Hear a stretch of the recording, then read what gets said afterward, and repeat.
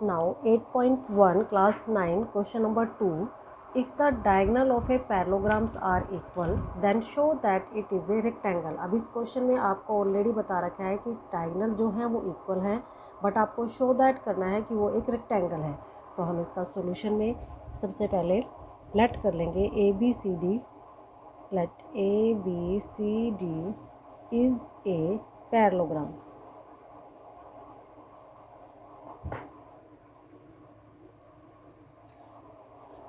सच that, अगर A B C D एक parallelogram है तो इसका मतलब है कि जो इसके डायगोनल हैं वो क्वेश्चन में जो हमें गिवन है कि वो इक्वल हैं। तो ए बी सी डी में डायगोनल कौन से होंगे? ए सी, वो किसके इक्वल होगा? दूसरा डायगोनल कौन सा होगा? B D. एक डायगोनल होगा ए से लेके सी तक, दूसरा बी से डी तक। तो ए C equal to B D. तो हम पैरेललोग्राम ड्रॉ कर लेते हैं। ये एक पैरेललोग्राम है, ए बी डी सी। ए से लेकर सी तक का डायगोनल और बी से लेकर डी तक का डायगोनल दोनों इक्वल हैं, ये हमें क्वेश्चन में ऑलरेडी गिवन है। इस क्वेश्चन में हमने शो दैट क्या करना है? हम लिखेंगे शो दैट हमने करना है कि ये जो हमारे पास फिगर है ये एक रेक्टेंगल है। इसको हमने शो दैट करना है कि इट इज़ ए रेक्टेंगल।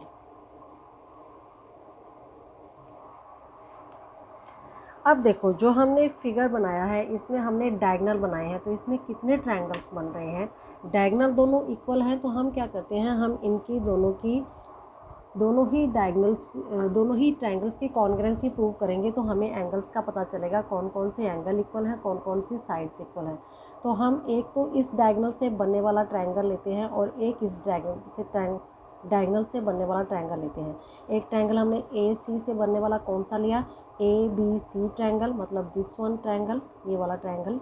और दूसरा ट्रायंगल हम कौन सा ले रहे हैं? दूसरा हम ले रहे हैं डी सी बी, मतलब कि बी और डी डायगोनल को लेके जो ट्रायंगल बना है उस ट्रायंगल को और इन दोनों की कॉन्ग्रुएंसी प्रूव कर रहे हैं। तो हम लिख रहे हैं in triangle A B C and triangle D C B.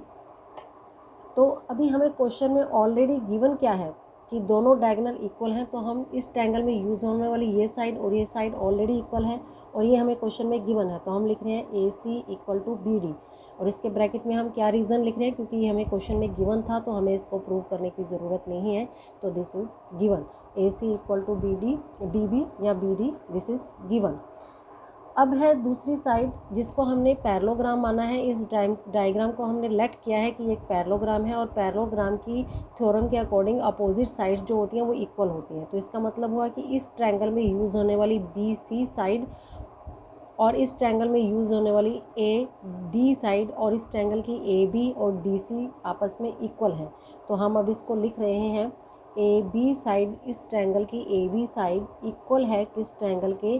D C के। क्यों? क्योंकि इसका रीज़न है opposite sides of a parallelogram. एक पैरेललोग्राम की अपोजिट साइड्स जो होती हैं वो इक्वल होती हैं, इसीलिए ए बी और डी सी इक्वल है या ए डी और बी सी इक्वल है, हम जिसको भी इक्वल लिखना चाहते हैं।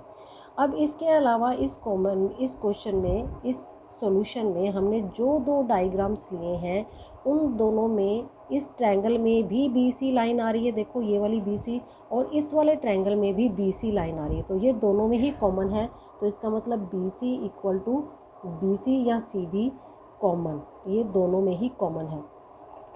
अब हमें तीन ही चीज़ें प्रूव करने के लिए कॉन्ग्रुएंसी चाहिए होती है, तो हमने इसमें तीनों साइड लगा करके इन दो ट्रायंगल्स की कॉन्ग्रुएंसी प्रूव कर दी है। तो नाउ हम लिखेंगे triangle A B C congruent है ट्रायंगल डी सी बी के। हमें कैसे पता चला?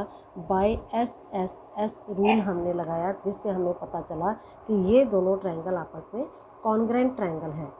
अब जब दो ट्रायंगल ये आपस में कॉन्ग्रुएंट हैं तो इसकी सभी साइड्स और सभी एंगल भी इक्वल होंगे। अब देखो, बी पॉइंट पे बनने वाला एंगल, इस ट्रायंगल के बी पॉइंट पे बनने वाला एंगल और इस ट्रायंगल के सी पॉइंट पे बनने वाला एंगल भी इक्वल होगा। क्यों इक्वल होगा? क्योंकि ये ट्रायंगल दोनों आपस में कॉन्ग्रुएंट हैं। तो हम इसको लिख सकते हैं by triangle A B C B point पे बनने वाला ट्रायंगल इक्वल है ट्रायंगल डी सी बी पे। हमें कैसे पता चला? By C P C T. इसको प्रूव करने की ज़रूरत नहीं है। जब दोनों ट्रायंगलों की कॉन्ग्रुएंसी प्रूव होगी है तो ये अपने आप ही दोनों के दोनों इक्वल हो गए हैं, तो इसकी अब हमें कॉन्ग्रुएंसी प्रूव करके दिखाने की ज़रूरत नहीं है। अब जो ए बी सी और डी सी बी एंगल्स हैं और दोनों के दोनों इक्वल हैं, यहाँ पर ये चीज़ प्रूव होगी। अब ये देखो क्वेश्चन में, आप इसको ध्यान से देखो, लास्ट 7 चैप्टर में हमने पढ़ा था जो इस तरह के एंगल बंद फिगर के अंदर बने होते हैं तो इन दोनों का टोटल कितना होता है? 180 होता है। और इस तरह के एंगल्स को हम को एंटीरियर एंगल कहते हैं। तो अब ये दोनों को एंटीरियर एंगल हैं, इनका टोटल कितना होगा? 180 होगा। तो इन दोनों का total angle A B C plus angle D C B, इन दोनों का टोटल है 180। और इसका रीज़न हमने क्या लिखना है? इसका रीज़न हमने लिखना है बिकॉज दीज आर को एंटीरियर एंगल्स। ये दोनों एंगल्स को एंटीरियर एंगल हैं और इनका टोटल कितना होगा? 180 होगा। अब ऊपर हम ये चीज़ प्रूव कर चुके हैं, क्योंकि ये दोनों एंगल इक्वल हैं तो दोनों इक्वल होने का रीज़न क्या है कि दोनों ही 90-90 के हैं, तभी इनका टोटल 180 आया होगा। तो इट मीन्स ये जो क्वेश्चन में ए बी सी और डी सी बी एंगल है ये दोनों कितने के इक्वल हैं? दोनों 90 डिग्री के इक्वल हैं। ए बी सी इक्वल है डी सी बी के, और ये दोनों एंगल है 90-90, क्योंकि 90 + 90 = 180। तो अब ये दोनों एंगल 90 के हैं। ये एक पैरेललोग्राम था जिसके डायगोनल इक्वल थे, ये क्वेश्चन में हमें गिवन था और हमने इस पैरेललोग्राम को रेक्टेंगल प्रूव करना था। तो जब ये बी और सी जो पॉइंट पे बनने वाला एंगल, ये एंगल और ये एंगल 90 का है, तो इसका मतलब है ये एंगल और ये एंगल भी 90 का हो गया, क्योंकि किसी भी ऐसे पैरेललोग्राम में जिसके अपोजिट साइड इक्वल हैं, दो एंगल 90 के, उसके बाकी दो एंगल भी 90 के ही होंगे। तो इसका मतलब जो फिगर हमें दी गई है ए बी सी डी की, जो फिगर के बारे में हमसे बात की गई है, वो फिगर एक रेक्टेंगल है। तो हम इसको लिखेंगे so that A B C D is a parallelogram